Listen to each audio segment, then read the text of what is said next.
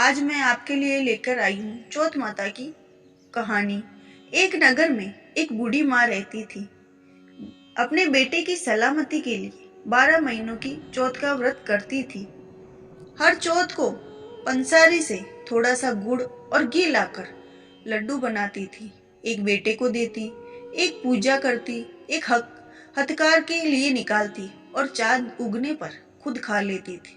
एक बार उसका बेटा ताई से मिलने गया। ताई ने बैसाखी चौथ का व्रत रखा था। ताई से पूछा, माँ तो 12 चौथ का व्रत करती है। ताई बोली, तेरी माँ तेरी कमाई से तरमाल खाने के लिए 12 चौथ का व्रत करती है। तू परदेश जाए तो वो एक भी चौथ नहीं करेगी। लड़के को लगा ताई सच कह रही है।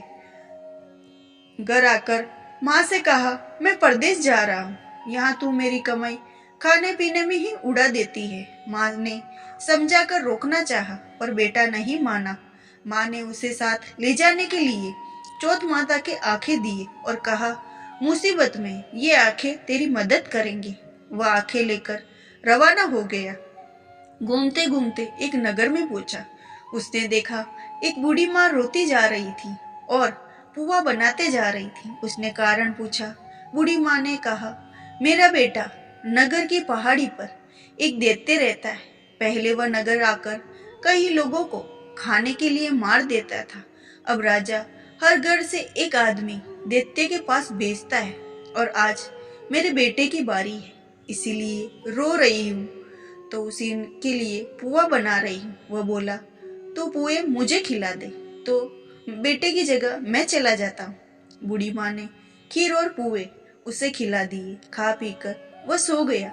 रात को राजा के सैनिक आए तो बूढ़ी माँ ने उसे भेज दिया। दैत्य के सामने पहुंचने पर उसने चौथ माता के आंखें दैत्य की तरफ फेंक कर कहा, हे चौथ माता, यदि मेरी माँ सलामती के लिए व्रत करती है तो दैत्य का सिर कटकर गिर जाए। तुरंत दैत्य का सिर कटकर गिर गया। लड़का वापस आ गया। राजा ने उसे उपहार देकर विदा किया।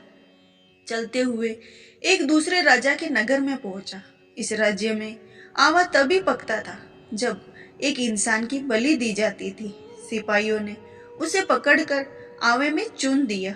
लड़के ने आंखें आवे में डाले और कहा, हे चौथ माता, यदि मेरी माँ के लिए व्रत करती है, आवा में मेरी बलि लिए बिना ही जड़ से पक जाए। आवा तुरंत पक गया। आवे में से मिट्टी की जगह सोने चांदी के बर्तन निकले। अंदर से लड़का बोला, बर्तन धीरे धीरे निकालना, मुझे कहीं लग ना जाए। राजा ने उसे निकलवाया और पूछा, इस आवे से तुम कैसे बच गई? लड़के ने बताया कि उसकी माँ चौथ माता का व्रत करती है, व्रत के कारण ही वह बच पाया है। राजा को विश्वास नहीं हुआ। उसने एक चांदी की सुराही मंगवाई और कहा कि सुराही की नली से निकलकर दिखाओ, तभी मैं विश्वास करूंगा। लड़के ने चौथ माता को याद करके सुराही में डाले और कहा, मैं भंवरा बनूं, सुराही से निकलूं। लड़का भंवरा बन कर सुराही से निकल गया। राजा खुश होकर अपनी राजकुमारी की शादी उसके साथ करवाई और सभी लोगों को चौथ माता का व्रत करने का आदेश दिया। उसे माँ की याद आई। उसने राजा के पास जाकर खुद के नगर जाने की इच्छा जाहिर की। राजा ने रथ, घोड़ा, हाथी, खूब सारा धन, दान, दहेज देकर उसे विदा किया। चौथ के दिन अपने नगर पहुंचा। वह अकेला पंसारी के यहाँ माँ का इंतजार करने लगा। सोचा, हे तो माँ यहाँ जरूर आएगी। थोड़ी देर बाद लकड़ी टेकती हुई माँ आती दिखी। उसकी माँ की आंखों में जाले आने लगे, कारण दिखना कम हो गया था। लड़के मैं जानबूझकर अपना पैर लकड़ी लगा दिया। कहने लगा, बल रे पूत, काटी मेरे पैर के लगा दी। माँ ने उसे नहीं पहचाना। कहने लगी, भैया मुझे चाहे जितनी गाली निकालो पर मेरे बेटे को कुछ मत कहना। बेटा माँ के चरणों में गिर पड़ा। कहा, माँ मैं तेरा ही बेटा हूँ, मुझे माफ कर दो। माँ ने उसे गले लगा दिया। नगर के लोगों ने विश्वास नहीं किया कि उसी का बेटा है। बूढ़ी माँ ने चौथ माता को याद करके कहा, हे चौथ माता, यदि मैं अपने बेटे के लिए व्रत करती हूँ तो मेरे स्तन में दूध भर जाए और उसकी धार मेरे बेटे के मुंह में गिरे। माँ के स्तन से दूध की धार निकलकर बेटे के मुंह में गिरने लगी। लोग चौथ माता की जय जयकार करने लगे।